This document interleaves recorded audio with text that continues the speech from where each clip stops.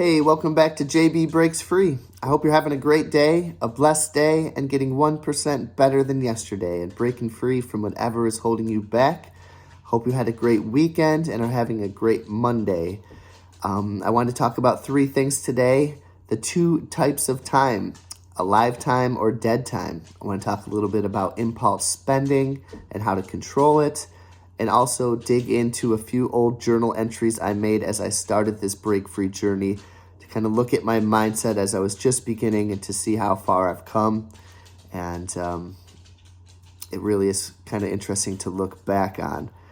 Before I get into that, usually I am out in the mornings Instacart shopping, trying to make a few bucks.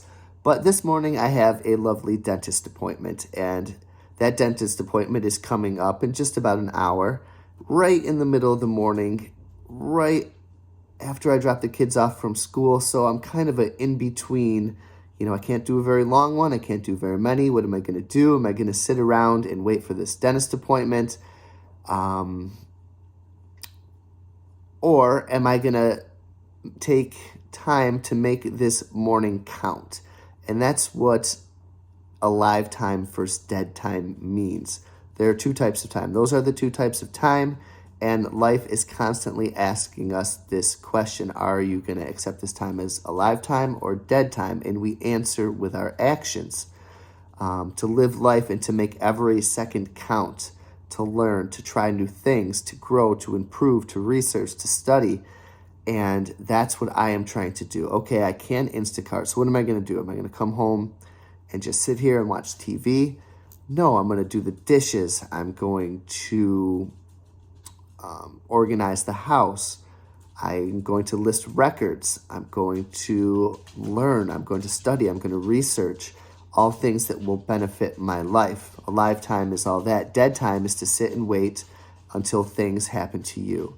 And you can find yourself in these alive or dead time choices on your commute, a delayed flight, the dentist, waiting for the dentist, and even in the dentist's office, or a job that you hate. If you are living with dead time, then you might as well be dead. That's no way to live. You have to be alive and to choose alive time and to perhaps plot your escape for freedom. And though you may not be free right now because you have that commute, you have that dead-end job, you have that delayed flight, you can become free by taking action. While I'm at this job that I'm at, which I do like most days, I'm still plotting my freedom. I'm saving for now. I'm saving for retirement. I'm trying to get healthier. I'm trying to get happier. I'm trying to learn new things. I've brought index cards to work to study vocabulary, to study philosophy, to study finance. Do whatever you have to do. If I'm waiting in line for an estate sale, I will read the articles that I've saved onto my phone that are about self-improvement or productivity or philosophy or religion or anything that's going to make you happier. Choose today. Choose alive time. If you find yourself in a down spot where you can choose either, choose alive time. The second topic I want to talk about today is how to stop impulse spending and how to monitor impulse spending. And thankfully, I have eliminated most impulse spending from my life. I guess nobody's perfect, but I do window shop a lot, and that is something I constantly struggle with, the desire and the urge to buy and to collect. But I have trained myself, and I realized that that is not where happiness lies. Happiness lies from within, and the money that I choose to spend, I would like to buy my freedom, or at least experiences or things that could benefit me. The first thing that we can do to monitor impulse spending is to become aware of our urges in the first place. Just like we track our spending, we can't cut and we can't understand there's a problem until we track. So track all your spending. Number one, every single dollar that you spend should be tracked. Also track every single urge that you have to buy something over the course of 1 or 2 weeks. Avoid shopping areas like Walmart. Avoid shopping areas like plazas, like malls. Find other activities to go. I like the idea of waiting a whole month or more. There's a few things that I want and that, perhaps I'll scoop up around Christmas time, or, my wife and I will exchange a small gift and something like that, put it off for a little while.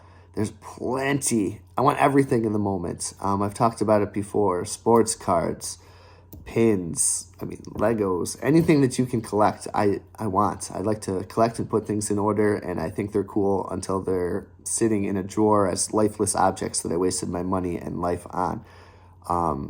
So wait a month, and I like to research everything, and I don't know, that kind of satisfies me a little bit too. But then after a month, I realize, okay, I want my freedom more than I want this thing. And when I get that thing, I'm still going to have, the same life problems. It's not one thing is going to make you happy and content forever. So I realized that about after a month, most of the time you don't want it.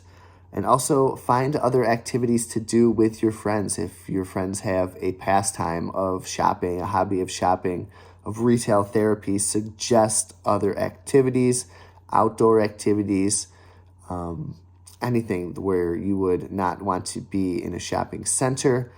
And if those activities do not change, perhaps you want to change who you are hanging out with.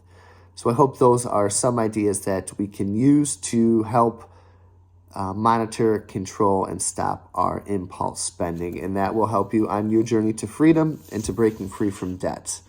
And lastly, I wanted to kind of talk about a few of these old journal entries I made on my path to freedom, on my path to JB Breaks Free. I'm upset with the past and things I can't control. I can only control now and try to make my future better. Listen to my conscience. The girls are so happy when we both pick them up from school. There was a kid behind me who was saying how fast it went from kindergarten until now. I know it will fly by, but I plan on enjoying every minute of it. I cannot lose this time. I've already given so much time to others over worry. May 21st, 2019, I started gabapentin for the neuropathy in my feet. I'm awake but loopy, and I feel I've had a bad adjustment. I'm about to nap. Should I live like this or tough out the pain? I went to bed at 8 o'clock last night and snuggled with the girls in my bed. It was nice. May 22nd, 2019. Happy to be off that awful medication. Wow. My feet are shot, but I will not complain. It will make me stronger and more grateful. I'm starting to document the girls in my life more. It will be nice to look back on. Here I am. I love my financial independence plan, but I want to make sure I keep learning my passive income streams and personal development. So that's me not complaining. Like Marcus Aurelius' advice, if you can endure it, endure it. Do not complain, not even to yourself. That's me choosing a lifetime while I'm buried in debt in a job where there's no advancement, but I still enjoy.